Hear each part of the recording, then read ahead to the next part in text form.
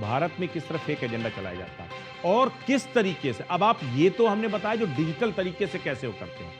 अब आपको एक चीज समझना होगा, बार बार स्लीपर सेल की बात आती है, तो अब आपको मैं इस पॉजिटिव स्टोरी में सिर्फ उसका पॉजिटिव कंटेंट ये है कि आप पहले समझिए स्लीपर सेल क्या है, अंडर कवर एजेंट क्या है और आईआर क्या है।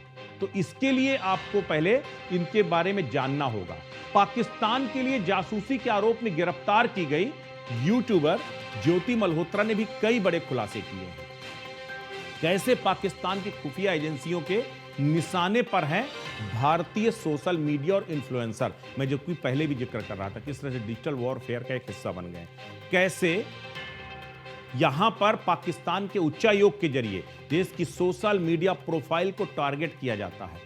उसकी तस्दीक एजेंसियों ने भी की है, क्योंकि हाल ही में भारत में जासूसी के आरोप में जब पकड़ी गई ज्योति मल्होत्रा और ज्यादातर लोग इसमें गिरफ्तार हुए, तो उस वक्त जो कनेक्शन सामने आया वो दिल्ली पाकिस्तान हाई कमीशन से जुड़ा हुआ था। सबके तार मैंने आपको पहले बताया, दानिश और शहजाद सबसे पहले उन्हीं के नाम आए। आरोपियों की पाकिस्तानी अफसरों से बातचीत हाई कमीशन से ही शुरू हुई थी।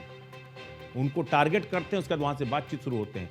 एम्बेसी में छिपे हुए जो आईएसआई के एजेंट्स हैं, वो उन लोगों को पाकिस्तान का वीजा दिलाते थे जिनके जरिए पाकिस्तान एजेंडे को ज्यादा से ज्यादा प्रचार कर सकता था। उनसे गोपनीय सूचनाएं हासिल की जा सकती थी। पाकिस्तानी अफसरों ने जिन लोगों को टारगेट किया, पहले उनके प्रोफाइल खंगाले गए, उनका बैकग्राउंड देखा गया। जैसे किसी सरकारी नौकरी से पहले कैंडिडेट का बैकग्राउंड देखा जाता है, ठीक उसी तरह से जब ये टारगेट बनाते हैं तो उससे पहले आपका बैकग्राउंड देखते हैं और उसके बाद आपको धीमे धीमे ट्रैप करते हैं।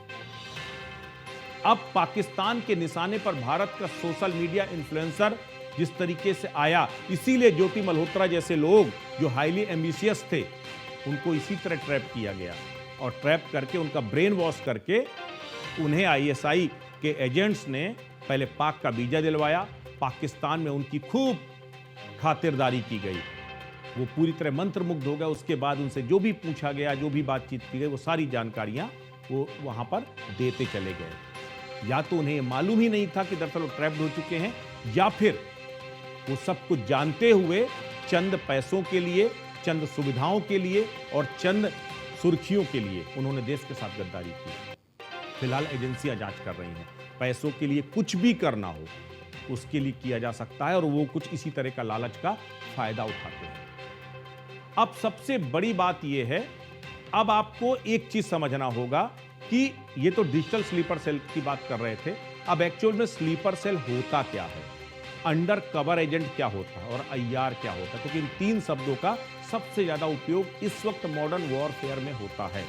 स्लीपर सेल क्या है आपको पहले बताते हैं। स्लीपर सेल निष्क्रिय आतंकियों का वो समूह है। निष्क्रिय क्यों कह रहे हैं? क्योंकि वो लंबे समय से वो निष्क्रिय रहते हैं, वो किसी भी टेरर एक्टिविटीज में शामिल नहीं होते हैं। हमारे और आपकी तरह आसपास कोई पत्रकार होगा, कोई जो है पंचर जोड़ रहा होगा, कोई दर्जी का काम कर रहा होगा, कोई प्रेस कर रहा होगा, अलग अलग तरीके से, और सालों से आप उसको रोज देखते होंगे, सही समय पे ऑफिस जा रहा है या कहीं दुकान जा रहा है, घर आ रहा है, तो आपको किसी तरह शक भी नहीं होता। लेकिन दरअसल उसके अंदर खाने वो कहीं से ऑपरेट हो रहा होता है। वो बिल्कुल आम लोगों की तरह जिंदगी जीते हैं। छात्र हो सकता है, वो दुकानदार हो सकता है, मजदूर हो सकता है, या किसी भी अन्य पेशे में हो सकता है। बड़े बड़े आप कोई एयर होस्टेस है, कोई आईटीएंस है, बड़े बड़े लोग इस तरीके से ब्रेन वॉश होकर के, गुमराह होकर के इस तरह टेरर एक्टिविटीज में शामिल हो जाते हैं। वो बिल्कुल साइलेंस मोड में रहते हैं, लेकिन जैसे ही आदेश मिलता है वो एक्टिव मोड में आ जाते हैं। तो उसके बाद आतंकी हमले, जासूसी, विध्वंसक गतिविधियों को वो अंजाम देते हैं। उसके फिर वापस आकर के अपनी नॉर्मल जिंदगी में आ जाते हैं। कम्युनिकेशन कैसे करते हैं सीमा पार पर, उसके लिए बाकायदा सीक्रेट कोड होते हैं, कोड वर्ड होते हैं, संदेश होते हैं, या विशेष ऐप्स भी होते हैं। खासकर जो बच्चों के गेम्स होते हैं, उन गेम्स के जरिए, ऑनलाइन गेम्स के जरिए कम्युनिकेशन करते हैं, क्योंकि वो ट्रैक कम हो पाते हैं। तो इस तरह के कम्युनिकेशन के जरिए उनको सिग्नल मिलते हैं, उनको मैसेज मिलते हैं और वो आगे की एक्टिविटीज को अंजाम देते हैं। इस तरीके से स्लीपर सेल काम करता है। अब रिक्रूट कैसे किए जाते हैं आप समझिए। रिक्रूट करने के लिए 3-4 तरीके हैं, उसको आप समझिए। वैचारिक कट्टरता या ब्रेन वॉश, ब्रेन वॉश, मैंने पहले भी कहा कि लोगों को गुमराह करते हैं, लोगों को चाहे जिहाद के नाम पर, धर्म के नाम पर, या फिर किसी तरीके से अलग अलग तरह की घटनाओं को फर्जी वीडियो दिखा करके अलग ब्रेन वॉश करते हैं। ब्रेन वॉश करके फिर सामाजिक और आर्थिक परिस्थितियों का लाभ उठाते हैं। वो कैसे? अगर आपकी आर्थिक स्थिति बहुत अच्छी नहीं, आपके पास काम धंधे नहीं है, तो आपसे कहेंगे हम पैसा देंगे, आपका परिवार चल जाएगा, आप कम से कम मुल्क काम आ जाएंगे, आप खुदा के काम आ जाएंगे, और उसके बाद आप इस तरह घटनाओं को अंजाम देने लगते हैं, उनके साथ काम करने लगते हैं। वो आपको लगता है तो इन्फॉर्मेशन ही तो देनी है, दिक्कत क्या है?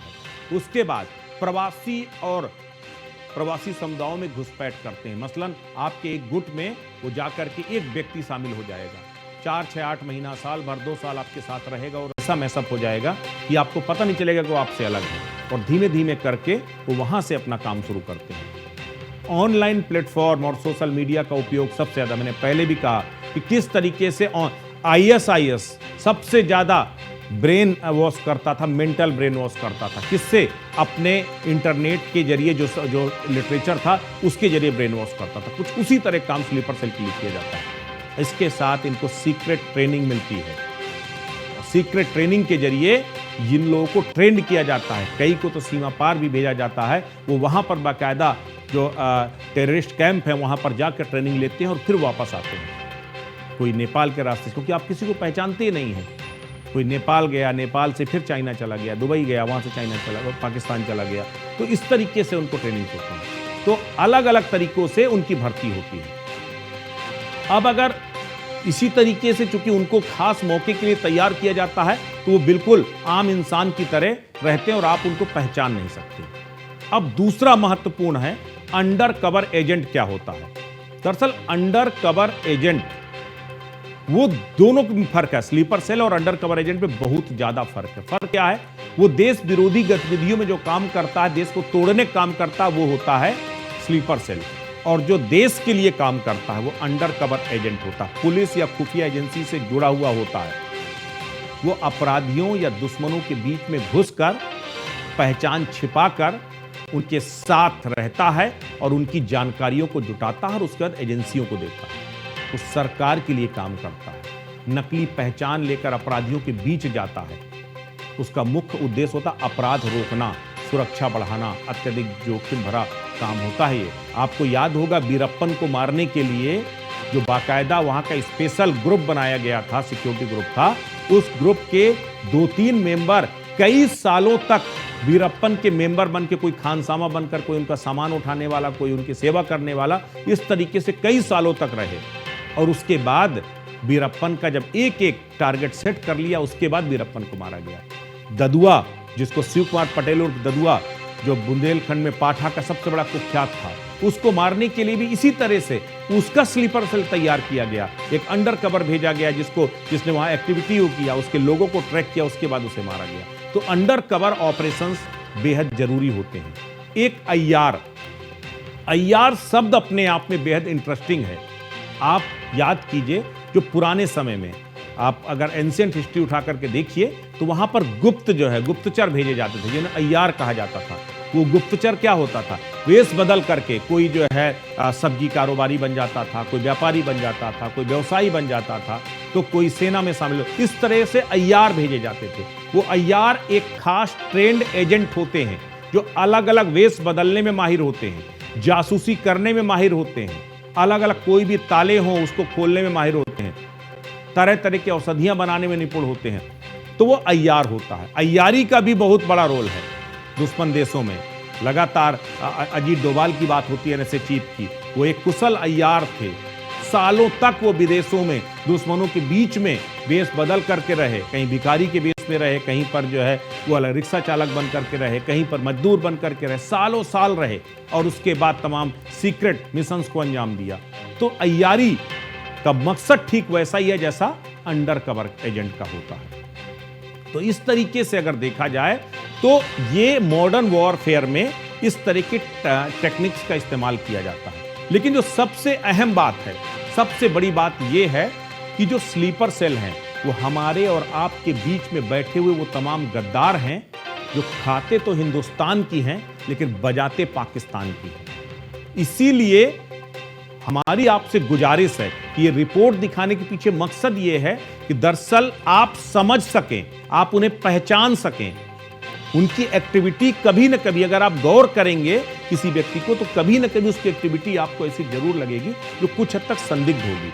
ऐसे में समय रहते आप गद्दारों को पहचानिए, सुरक्षा एजेंसियों को इसकी जो है इंफॉर्मेशन दीजिए, जिससे इस देश में होने वाली तमाम देश विरोधी घटनाओं को रोका जा सके और बेगुनाहों का जो खून बहाया जा रहा है उसको रोका जा सके। तो आपने समझ लिया कि क्या है अय्यारी और क्या है स्लीपर सेल और क्या है अंडर कवर ऑपरेशन और किस तरीके से मॉडर्न जो वॉर है वो डिजिटल स्लीपर सेल के तहत हमारे देश में बहुत सारे दुश्मन काम कर रहे हैं। वक्त है उन्हें पहचानने का। नमस्कार।